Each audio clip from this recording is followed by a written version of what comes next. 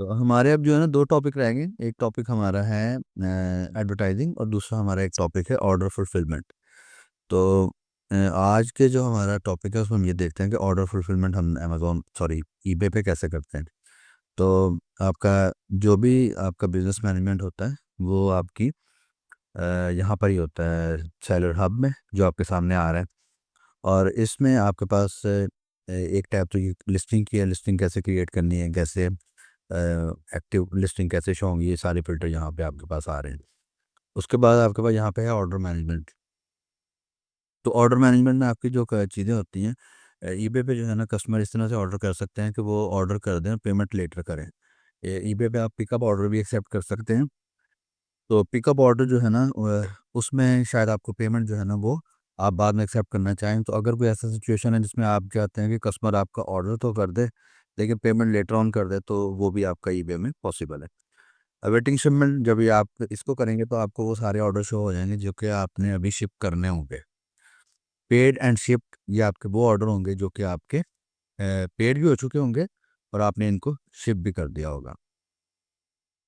Cancellation cancellation में आपके कोई भी अगर ऑर्डर कैंसिल होंगे, समटाइम ऐसा होता है कि कस्टमर ऑर्डर प्लेस करता है और ऑर्डर प्लेस करने के बाद किसी भी वजह से वो ऑर्डर जो है वो कैंसिल करना चाह रहा होता है, तो कैंसिलेशन यहाँ पर आती है। और कैंसिलेशन डिपेंड करता है फेज़ के ऊपर। कैंसिलेशन अगर कस्टमर करेगा तो ईबे आपको एक मैसेज करेगा और कैंसिलेशन को आप एक्सेप्ट करेंगे तो वो आपकी कैंसिलेशन जो है वो प्रोसेस होगी। तो वैसे अगर आपको कोई कैंसिलेशन रिक्वेस्ट आए और अगर आपने ऑलरेडी ऑर्डर को शिप नहीं किया, तो इस केस में आपको जो है वो उसको एक्सेप्ट कर लेना चाहिए कैंसिलेशन को। और देन रिटर्न्स हैं। रिटर्न्स में क्या होता है कि कस्टमर को प्रोडक्ट मिलती है, प्रोडक्ट पसंद नहीं आती या प्रोडक्ट एज पर जो भी प्रॉमिस था लिस्टिंग में उसके अकॉर्डिंग नहीं होती, तो कस्टमर आपका जो रिटर्न है वो आपका रिटर्न्स यहाँ पर आते हैं। जब हमने लिस्टिंग की थी वहाँ पे हमने देखा था कि हमारे पास यहाँ पे जब हम जहाँ पे हमने पेमेंट पॉलिसी रखी थी वहीं पे हमने रिटर्न पॉलिसी भी अपनी सेट की थी। तो according to your return policy आपका जो है कस्टमर रिटर्न्स को इनिशिएट करेगा। तो अगर आप रिटर्न एक्सेप्ट नहीं कर रहे तो कस्टमर एक्सेप्ट रिटर्न नहीं कर सकेगा। लेकिन नॉर्मली रिटर्न आपको एक्सेप्ट करते ही हैं। तो रिटर्न का तरीकाकार ये होता है कि रिटर्न की जो रिटर्न शिपिंग है वो भी आपकी डिलीवरी प्रॉमिस के अकॉर्डिंग होगी। अगर आपने ये कमिट कर रखा है कि रिटर्न शिपिंग आप प्रोवाइड करेंगे तो फिर आप लायबल होंगे कस्टमर को रिटर्न शिपिंग दें। रिटर्न और कस्टमर आइटम आपको भेजेगा। जब कस्टमर आपको आइटम रिटर्न करेगा और आइटम आप रिसीव कर लेंगे as original unworn and unused, tag remove किए बगैर, तो आप रिटर्न एक्सेप्ट कर लेंगे और जो उसका रिफंड होगा वो उसका प्रोसेस कर देना। यहाँ तक जितने भी आपके मामला हैं इसमें अभी तक ईबे की जो कस्टमर सपोर्ट है वो इन्वॉल्व नहीं हुई। रिक्वेस्ट एंड डिस्प्यूट्स में आपके वो मामला आएंगे जो कि आपको, अगर फ़र्ज़ करें कि कोई ऐसा आपने उसने कस्टमर ने रिटर्न इनिशिएट किया, आपने एक्सेप्ट नहीं किया या कुछ और वजह हो गई, तो फिर रिक्वेस्ट एंड डिस्प्यूट वो फिर ईबे की सीएस को इन्वॉल्व कर लिया जाता है। अच्छा, रिटर्न में आपको मैं ये बता दूं कि अगर आप रिटर्न एक्सेप्ट नहीं भी कर रहे तो एक टाइप ऑफ रिटर्न है जिसमें वो आपको एक्सेप्ट करना ही पड़ता है। जब भी आप रिटर्न कर रहे होते हैं तो वहाँ पर आप रीज़न बताते हैं। बायर जब भी आइटम को रिटर्न करता है तो वहाँ पर एक रीज़न भी इनिशिएट करता है कि ये रीज़न था जिसकी वजह से मैं प्रोडक्ट को रिटर्न कर रहा हूँ। तो वो जो रीज़न है उसमें आप उसको बताएंगे। अगर वो बताता है कि ये आइटम नॉट एज डिस्क्राइब्ड है तो फिर वो रिटर्न आपका इनिशिएट हो जाता है। तो इन सब मैं अब ऑल ऑर्डर्स को खोलने लगा हूँ। तो इन सब फिल्टर्स में व्यू वही रहेगा, सिर्फ ये होगा फ़िल्टर चेंज हो जाएगा। जैसे ऑल ऑर्डर में सारे ऑर्डर आ जाएंगे, वो भी जो शिप होने हैं, जो शिप कर दिए, जो पे होने हैं, जो कैंसिल हुए, रिटर्न हुए, व्हाटएवर, वो सारे ऑर्डर्स आपके ऑल ऑर्डर्स में आ जाएंगे। और अगर आप अवेटिंग पेमेंट करेंगे तो सिर्फ वो ऑर्डर आएंगे जो कि अभी पे होने। जैसे यहाँ पे मैं अवेटिंग करता हूँ तो अवेटिंग में आपको यहाँ पे कोई ऑर्डर नज़र नहीं आ रहा। अवेटिंग शिपमेंट में आपका जो ऑर्डर है वो एम्प्टी है। और अगर आप यहाँ से बाकी फ़िल्टर में चले जाएँ अवेटिंग शिपमेंट, तो अवेटिंग शिपमेंट में भी आपका कोई ऑर्डर जो है वो यहाँ पे शो नहीं कर रहा। तो ऑल ऑर्डर में अगर आप आएंगे तो ऑल ऑर्डर में वो आपको ऑर्डर शो करना शुरू कर देगा कि ये आपने एक ऑर्डर जो है यहाँ पर आया। और अब जो ऑर्डर आपके होते हैं वो इसी तरह के आपके होते हैं, जैसे अभी ये आपकी स्क्रीन पे आ रहा है ऑर्डर, और इसमें वो आपको ये बता रहा है कि ये आपने ये डिलीवर 17 दिसंबर, अगर दिसंबर को डिलीवर हो गया। ये कैसे पता चलता है? जब आप ट्रैकिंग नंबर एंटर करते हैं, जैसे यहाँ पे ये ट्रैकिंग नंबर आपको शो कर रहे हैं, तो ट्रैकिंग जो आपको पता है रिलायबल जितने भी सोर्सेज हैं आपके, यूपीएस हो गया, ईबे हो गया या डीएचएल हो गया, उनके ट्रैकिंग जो है आपके रिलायबल होते हैं। ये जो स्टोर में आपको दिखा रहा हूँ, इसमें प्रोडक्ट हम लोग यहाँ से पाकिस्तान से शिप कर रहे हैं। तो ये आपके पास डिलीवर आ गया 17 को, ऑर्डर ये आ गया। अभी मैं आपको ऑर्डर डिटेल पेज भी खोल के दिखाता हूँ। ये बायर की इन्फॉर्मेशन आ गई कि इस बायर ने ये ऑर्डर किया था, प्रोडक्ट आ गई कि ये वाली प्रोडक्ट ऑर्डर की थी, प्रोडक्ट का आइटम आईडी ये आ गया। देन उसके बाद आपका यहाँ पे जो है वो साइज आ गया कौन सा, और ये कैसे बिकी। अगर तो प्रोमोटेड लिस्टिंग से सेल हुई तो वो यहाँ पे आपको शो कर देगा। प्रोमोटेड लिस्टिंग जो हमारा टॉपिक होगा वो हम अभी आगे जाके देखेंगे। और इसमें एक क्वांटिटी हमारी बिकी 118 जो है वो हमें सब टोटल हुआ। टोटल जो था वो 128 था।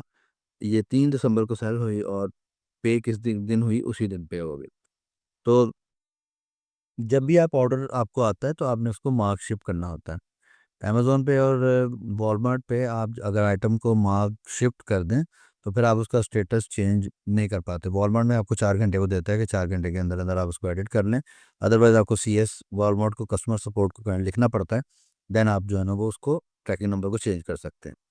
तो यहाँ पर आप क्या करते हैं, ये अभी यहाँ पर आ रहा है मार्क नॉट शिप्ड। तो अगर मैंने इसको शिप ना किया होता तो यहाँ मेरे पास आ जाता मार्क एज शिप्ड का। तो ईबे में आप आइटम को शिप्ड मार्क कर सकते हैं, ट्रैकिंग नंबर आप बाद में भी दे सकते हैं। तो आप मार्क शिप करेंगे वैन, और मार्क शिप करके आप जो है वो उसको इन टाइम शिप कर सकते हैं अपने ऑर्डर को। ट्रैकिंग आप बाद में भी प्रोवाइड कर सकते हैं। बाकी ये जितने सारे पैकिंग स्लिप एंड कूपन वगैरह, पेमेंट डिटेल, नोट्स वगैरह, ये आप जो है ना वो यहाँ पे ये कैंसिल ऑर्डर तो पता है आपको कि आप ऑर्डर, अगर आप ऑर्डर कैंसिल करना चाह रहे हैं तो पेमेंट डिटेल वगैरह हम देखते हैं। अगर कोई नोट ऐड करना चाह रहे हैं आप अपने इंटरनल कम्युनिकेशन के लिए तो वो आप यहाँ पे कर सकते हैं। सेल सिमिलर, इससे मिलती जुलती प्रोडक्ट अगर आपको बेचना चाह रहे हैं तो वो आप यहाँ पे सेल सिमिलर कर सकते हैं। मैसेज बायर में आप आगे बायर को मैसेज कर सकते हैं, और रिपोर्ट बायर, अगर बायर ने आपको कोई कंप्लेन, किस तरह का कोई इशू है। बाज़ आपके जो बायर होते हैं वो भी आपके जो है ना वो इस तरह के बायर होते हैं जो कि फेक बायर होते हैं, या कह लें कि बैड बायर्स होते हैं आपके। आप उनको ब्लॉक करना चाह रहे होते हैं तो यहाँ से आप बायर को ब्लॉक भी कर सकते हैं। सेल सिमिलर तो इसमें एक्सप्लेन करने की ज़रूरत नहीं है। री लिस्ट में क्या होता है कि जैसे अगर आप यहाँ पे ये आइटम देखें तो इस वक्त आपके पास आ रहा है दो दो अवेलेबल। मैंने आपको बिल्कुल शुरू में बताया था कि जब आप पाकिस्तान से अकाउंट बनाते हैं या किसी भी कंट्री से अकाउंट बनाते हैं तो हर कंट्री में एक उनकी जो है वो कुछ इनिशियल लिमिट होती है। शुरू में वो आपको एक थोड़ी सी लिमिट देते हैं कि आप इस लिमिट के अंदर अंदर बेच लें। तो जो सेलर होते हैं वो अगर आइटम उनकी वेरिएशन वाली हो तो वो लिमिट्स के अंदर रहने के लिए आइटम की लिमिटेड क्वांटिटी डालते हैं। जैसे अगर मैं इसको, हम बेच रहे हैं $100 में, और मैं अगर लिस्ट कर दूं 10 पीसेज, तो इसका मतलब है कि मैंने $1000 की अमाउंट प्रोडक्ट जो है वो लिस्ट कर दी। तो लिमिट के अंदर रहने के लिए लोग क्या करते हैं, लोग क्वांटिटी कम डालते हैं। अब एक आइटम है ये बिकेगी, अगर बिक गई तो ये ज़ीरो हो जाएगी, ज़ीरो हो गई तो ये फिर दोबारा सेल नहीं हो सकती। तो फिर लोग क्या करते हैं, एक यूनिट यहाँ पे रखते हैं, जब ऑर्डर आ जाता है तो उसको क्या कर देते हैं, रीलिस्ट कर देते हैं। तो रीलिस्ट आपका इस तरह से काम करता है। अब हम ऑर्डर डिटेल पेज को देखते हैं यहाँ पे कि ऑर्डर डिटेल पेज हमारे सामने क्या इन्फॉर्मेशन लेके आता है। तो हम ये ऑर्डर ओपन करेंगे, और ऑर्डर ओपन करके देखते हैं कि ये हमें क्या इन्फॉर्मेशन देता है। ऑर्डर डिटेल पेज आपके सामने इस तरह से आएगा स्क्रीन के ऊपर। और इस ऑर्डर डिटेल पेज में आपको वही सारी कुछ इन्फॉर्मेशन तो रिपीट होगी आपकी। जैसे आपको वो आइटम बता रहा है, डिलीवर कब हुई आपकी बता रहा है, आपको बायर ने कब पे किया, आपने शिप कब किया, डिलीवर कब हुआ, बायर की इन्फॉर्मेशन आपको यहाँ पे शो कर रहा है। एक्शन हैं जो यहाँ पर आपको अवेलेबल हैं, वो आप ले सकते हैं, रिलीज कर सकते हैं, सेल सिमिलर कर सकते हैं। ये वही एक्शन है जो हम पिछले स्टेप में देख के आए हैं। और इनमें से अगर कोई हम लेना चाहें एक्शन या रिलीज़ करना चाहें तो यहाँ से हम इसको रिलीज़ कर सकते हैं। और शिपिंग, ये बायर का एड्रेस आ रहा है आपका, इकोनॉमी शिपिंग थी, ट्रैकिंग नंबर आ रहा है। तो ट्रैकिंग नंबर में स्टैंडर्ड जो आपकी होती हैं शिपिंग, उनके जो ट्रैकिंग होते हैं वो उन्होंने एपीआई वगैरह यूज़ किए होते हैं, तो वो ट्रैकेबल होते हैं। तो आप अगर यहाँ से इसको ट्रैक करेंगे तो ईबे आपको ट्रैक करके बता देगा कि जी आपने 13 को शिप किया, आउट फॉर डिलीवरी हुआ, और ये 17 को जो है वो डिलीवर हो गया। तो अगर आप इसको एडिट करना चाहें तो, क्योंकि ये अब ये वाला पार्सल तो हमारा डिलीवर हो चुका है, तो ये तो नहीं आप इसका एडिट कर सकते हैं। लेकिन एडिशनल ट्रैकिंग अगर आप एंटर करना चाहें तो यहाँ से आप एडिशनल ट्रैकिंग ऐड कर सकते हैं। यहाँ पर आप ट्रैकिंग इन्फॉर्मेशन एंटर कर दें तो नीचे वो कैरियर जो है वो ऑटोमेटिकली डिटेक्ट कर लेता है। जैसे यहाँ से मैं क्लिक करता हूँ, मैंने यही ट्रैकिंग नंबर एंटर किया तो उसने ये डिटेक्ट कर दिया कि ये यूपीएस का ट्रैकिंग नंबर है। और नीचे अगर आप आए तो आइटम की डिटेल आ गई आपको। यहाँ पर अब आपके पास यहाँ ये कैलकुलेशन है, और फंड स्टेटस में आपको बता रहा है अवेलेबल। फंड स्टेटस ये हम पेमेंट में जब जाएंगे तो पेमेंट में भी देख लेंगे, लेकिन पेमेंट होता ये है कि आपके स्टेटस डिपेंड करता है कि आपके अकाउंट की परफॉर्मेंस कैसी है। वो आपकी जो स्टोर परफॉर्मेंस होगी वो यहाँ पर आपको शो करेगा, समरी, सेलर लेवल, इसको हम बाद में देखेंगे। लेकिन फॉर नाउ आपका जो स्टोर लेवल है उसके ऊपर डिपेंड करेगा कि आप के फंड्स कितने रैपिडली आपको अवेलेबल होते हैं। तो अगर आप यहाँ से फंड स्टेटस में आएँ और तो ये देखें इस ऑर्डर के स्टेटस फंड जो है वो अवेलेबल हैं, यानी ये विड्रॉ या तो ईबे इनको पे आउट कर देगा, जो भी हमने पे आउट की सेटिंग रखी होगी उसके अकॉर्डिंग पे आउट कर देगा या कर चुका होगा। तो अगर तो डिले होगा तो उसको होल्ड का स्टेटस आएगा यहाँ पे, और यहाँ पर वो बता भी देगा कि आपका जो एक्सपेक्टेड पे आउट है वो कब होगा। वो अमूमन आपकी शिपिंग के कुछ दिन के बाद आपका जो फंड है वो अवेलेबल हो जाता है, क्योंकि ईबे को पता होता है कि जब आप डिलीवर करते हैं आइटम, डिलीवर करने के बाद ही बायर उसमें कोई एतराज़ करना चाह रहा होता है। सब टोटल यहाँ पे ये वो टोटल आइटम है जो हमने लिस्ट की थी। यहाँ पे देखें हमारी लिस्ट प्राइस भी $118 ही है। तो ये हमारी लिस्ट प्राइस है बेसिकली। इसमें शिपिंग, क्योंकि हमने इकोनॉमी शिपिंग कोई शिपिंग चार्ज नहीं की तो वो नहीं बीच में आई। सेल्स टैक्स ईबे ने डिडक्ट किया 10.62। तो ये टोटल बिल हो गया 128.62। ये अमाउंट वो है जो कि ईबे ने कलेक्ट की है बायर से। नीचे आपको बता रहा है बट यू अर्नड, तो ऑर्डर टोटल तो आ गया 128.62। तो सेल्स टैक्स ईबे ने क्या किया, वो वापस ले लिया आपसे 10.62, क्योंकि वो उसने वहाँ पे अपने डिपार्टमेंट्स वगैरह को बताना है। सेलिंग कॉस्ट में अब जो है ना ये ट्रांजैक्शन फीस है, ये फाइनल वैल्यू फीस है।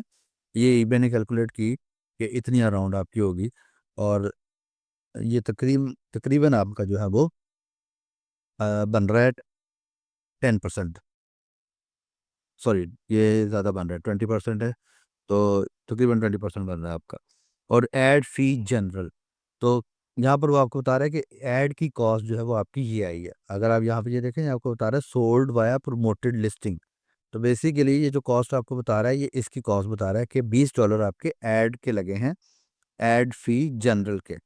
तो जनरल से मैं जी हम जब अभी एडवर्टाइजिंग में जाएंगे तो वहाँ पर भी हम देख लेंगे।